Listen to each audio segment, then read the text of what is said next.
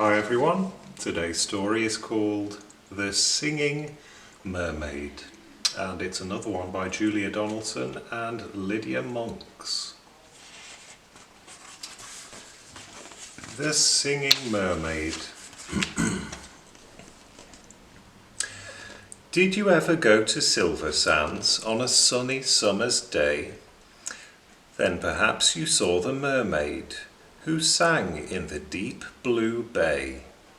She sang to the fish in the ocean, to the haddock, the hake, and the ling, and they flashed their scales and swished their tails to hear the mermaid sing.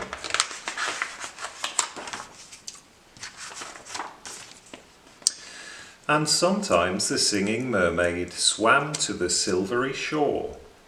She sat and combed her golden hair, and then she sang some more. She sang to the cockles and mussels, she sang to the birds on the wing, and the seashells clapped and the seagulls flapped to hear the mermaid sing. When Sam Sly's circus came to town, Sam took a stroll by the sea. He heard the mermaid singing, and he rubbed his hands with glee. He said, "I can make you famous. I can make you rich," he said. "You shall swim in a pool of marble and sleep on a fine feather bed. You shall sing for the lords and the ladies. You shall sing for the queen and the king. And young and old will pay good gold to hear the mermaid sing." "Don't go," cried the seagulls. And the seagulls warned, "He lies." But the mermaid listened to old Sam Sly and smiled as she waved her goodbyes.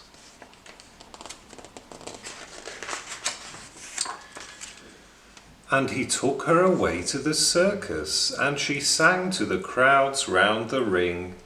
And more, more, more came the deafening roar when they heard the mermaid sing.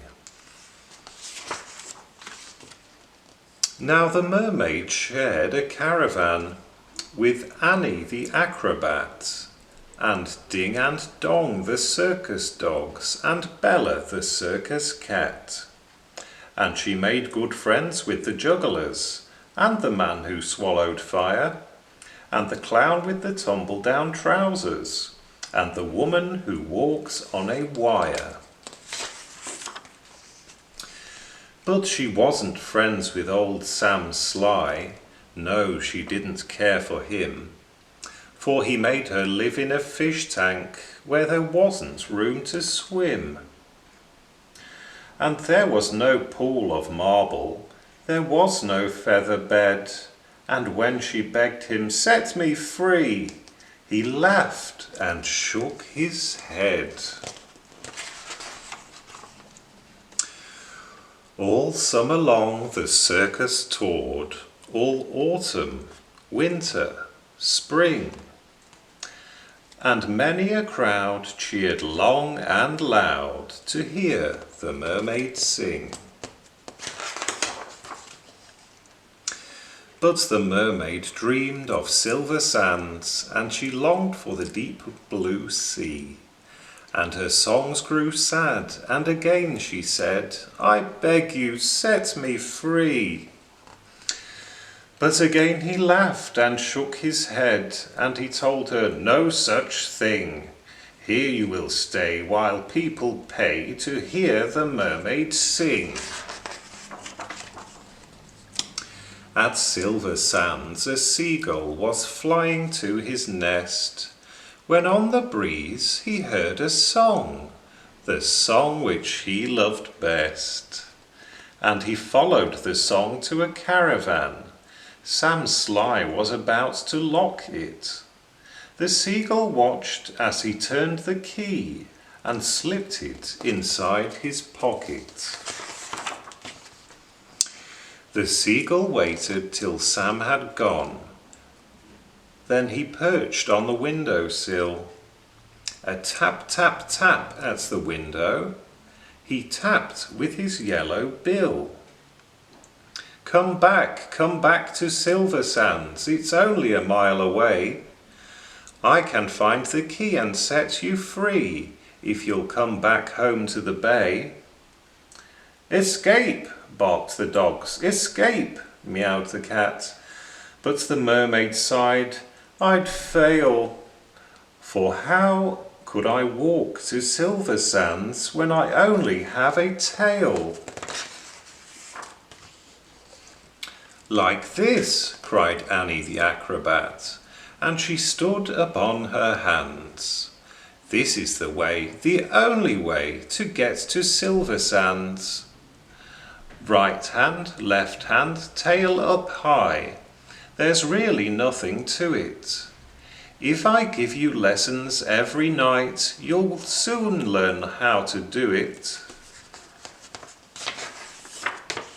Next week, while Sam was snoring, the seagull stole the key.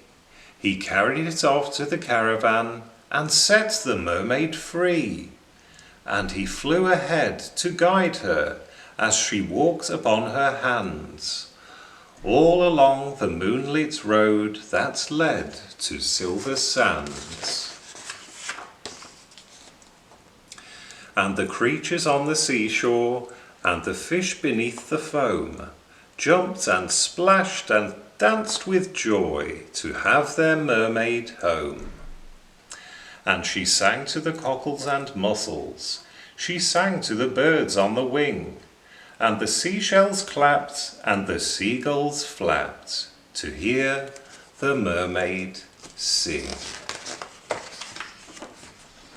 And if you go down to Silver Sands and swim in the Bay of Blue, perhaps you will see the mermaid, and perhaps she'll sing for you. Lovely.